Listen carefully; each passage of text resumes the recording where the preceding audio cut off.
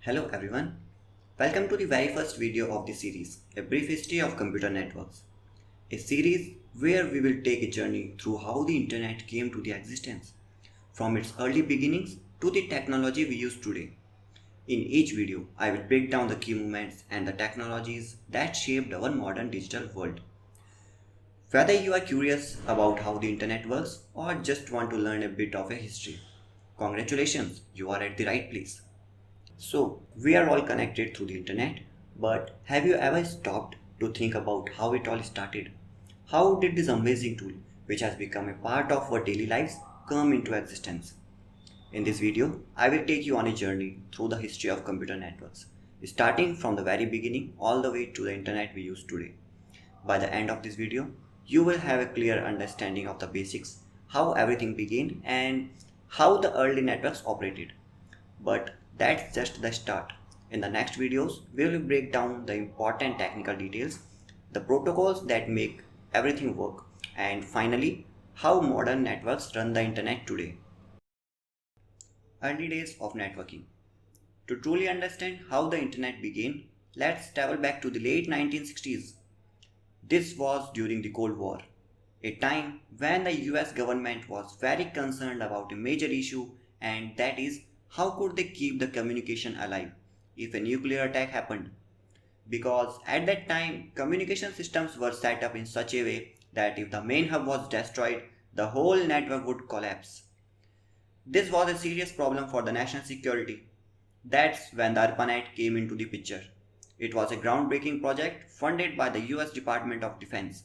The goal of ARPANET was to create a new kind of network that did not depend on a single central hub for communication.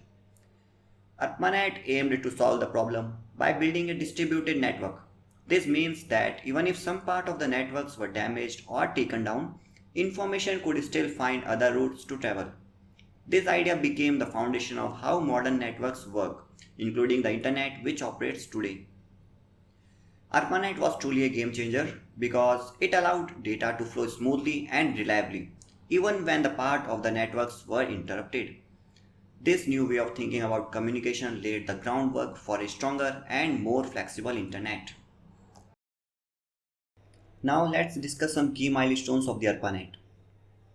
Moving to the 1969, the first message ever sent on ARPANET was between the University of California, which is in the Los Angeles, and the Stanford University.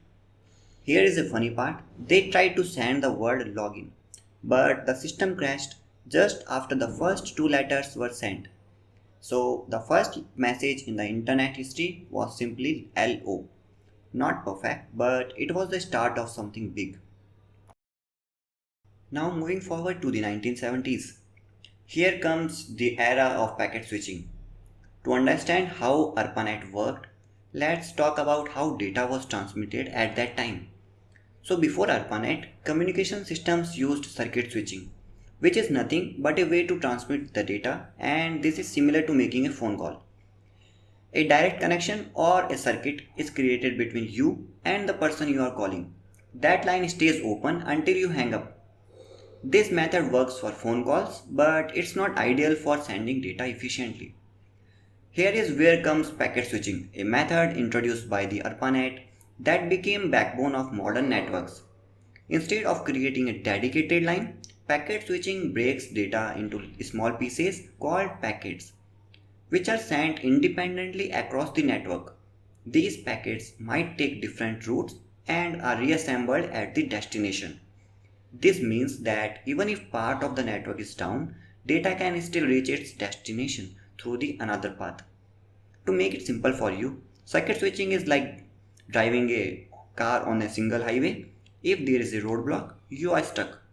And on the other side, packet switching is like having a different roads to get to the same place. If one road is blocked, you can just take the another road.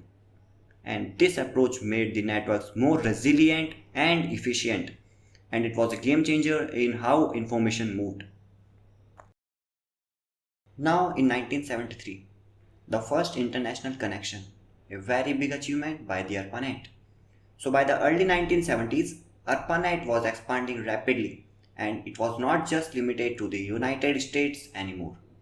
And in the 1973, ARPANET made its first international connection with a university in London.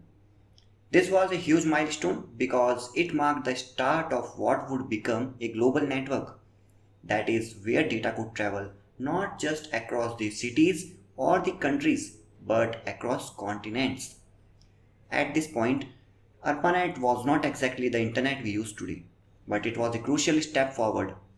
It proved that computers could connect, exchange data, and communicate reliably, even over the long distances. The ideas of packet switching and the global connections were now proven, and network was growing very fast. As we reach to the end of this first chapter, we have seen four major things related to the ARPANET, and those are the launch of the ARPANET, the first message sent over ARPANET, the introduction of packet switching, and the last one, the first international connection in 1973. And they were the early building blocks of the modern internet. It was just the beginning, but it paved the way for everything that followed. Now that we have laid this groundwork, we will move forward and explore the next major leap in the networking, and that is the birth of TCP/IP in the 1980s, which brought us even closer to the internet we know today. But not in this video. In the next part of our series, we will explore how the development of TCP/IP in the 1980s made it possible for different networks to communicate with each other, and how that helped in shaping the internet as we know it today. Trust me, very fascinating things are coming ahead, and I don't think you want to miss it. So make sure to follow this series. Thanks for watching, and I hope you learned something new today. If you are excited to dive deeper into the history of the internet, be sure to subscribe and stay tuned for the part 2. See you next time.